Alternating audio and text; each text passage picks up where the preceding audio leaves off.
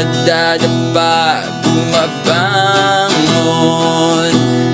Gaya ng puno, hindi pumapalag. Listen to other people's advice. Matagal mo na siguro ginagawa yan. Yung advice ng tatay mo tungkol sa love life, yung in-advice ng best friend mo tungkol sa breakup na naranasan mo, yung advice ng teacher mo sa homeroom tungkol sa iyong pag-aaral, sa kursong kukuhain mo dapat. Yes, I get it. Nag-work naman yung advice ng mas nakakatanda. Kung wala man difference dun sa age nyo, pwedeng mas experience yung best friend mo pagdating sa ganyang bagay. Pero isa lang yung masasabi ko dyan. Ikaw ang may buhay, hindi naman sila. At sabihin natin na may points sila, yung resulta ng sinasabi nila sa'yo, depende na yan sa uri ng pamumuhay mo. Gets? Pag-aralan mo na mas pakinggan ang boses sa loob mo kaysa sa yung boses na nasa labas. Yung boses na nasa labas, yan dapat yung nagpapalakas sa boses na nasa loob mo. Kasi ikaw yung nabubuhay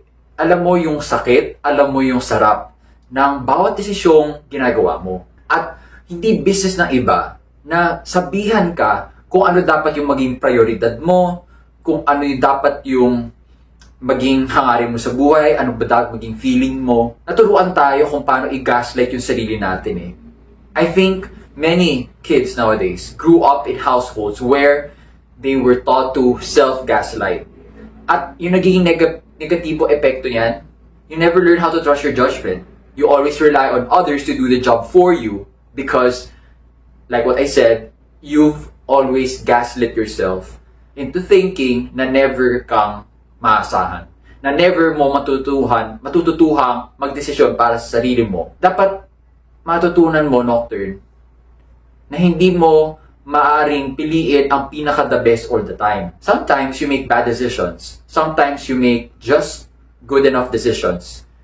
And sometimes you make the best decisions. Spectrum yan, Nocturne. Let yourself experience all the sides of the spectrum of choices. Kasi you'll be missing out kung natatakot ka magkamali dahil nga nagtatakot ka magkamali, hindi ka na lang nagde-decide. Pero yung hindi pag-decide, decision na rin. Kaya learn to listen more to yourself than you listen to others. Isa yung bagay na wish ko, natutuhan ko agad. Kasi palagay ko, alam ko naman talaga yung lesson na yun na I've always been right. But not in the way na iniisip siguro ng iba sa inyo. Right in the sense na I had always known what was best for me and I've been shrinking myself para lang hindi sumama yung loob ng iba. And that is misplaced kindness. Hindi po yan kindness kasi hindi mo business yung nararamdaman ng iba. Basta't wala kang natatapakang karapatan, ginagalang mo ang iba, okay? Despite your decision, suportado ako dyan. Dapat suportado ka rin sa sarili mo. Have some compassion or kindness towards yourself. We rarely get enough self-compassion nowadays. Kaya, huwag mo na i-deprive pa yung sarili mo nun, nung self-compassion. Pakinggan mo sarili mo. Pakinggan mo din yung iba, syempre. Ang magandang kataga, hindi yung I don't care what other people say. Ang mas effective dyan. Okay? Para ma-practice mo rin yung respect sa iba. I hear them. Okay? I hear you. I hear you all, what you're all saying to me, about me. Yes. You get to keep your opinions, but I get to keep my attitude at the end of the day. Kasi buhay ko naman ito. Di mo kailangan hintayin mag-30 ka, mag-40 para ma-realize yan. And in fact, yung ganyang attitude, yung pagiging self-directed mo, pagiging decisive mo, pagiging autonomous mo, doon nagbe-benefit yung iba doon, Nocturne. Wala makaka-benefit sa'yo kung lagi mo na lang hinihintay yung approval ng mga tao sa paligid mo. Mga approval na hindi naman kailangang matanggap. Kasi at the end of the day, ikaw naman lang din magdedesisyon para sa sarili mo. At ito din naman sinasabi ko sa mga estudyante ko. Kung pinipili lang hindi makinig, they reap the consequences. Di ko namang ipipili sa kanila yung ayaw nila. At yun yung talagang nag-uudyok sa kanila na magdesisyon na mas responsable. Kung pagbibigyan mo silang maranasan, like what I said, yung lahat ng sides ng spectrum of choices. That's the price we pay for being human. Kaya, ano man yung desisyong kinaharap mo ngayon, listen to yourself more.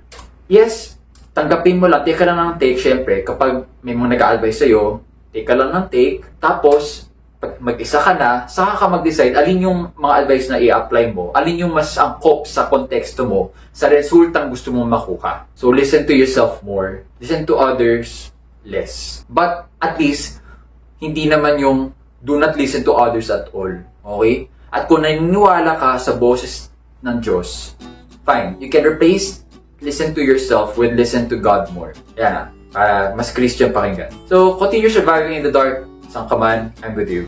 In spirit. In spirit, okay, in pixels. Since I'm just made up of pixels, okay, talking to you, and you decided to play this one. Okay?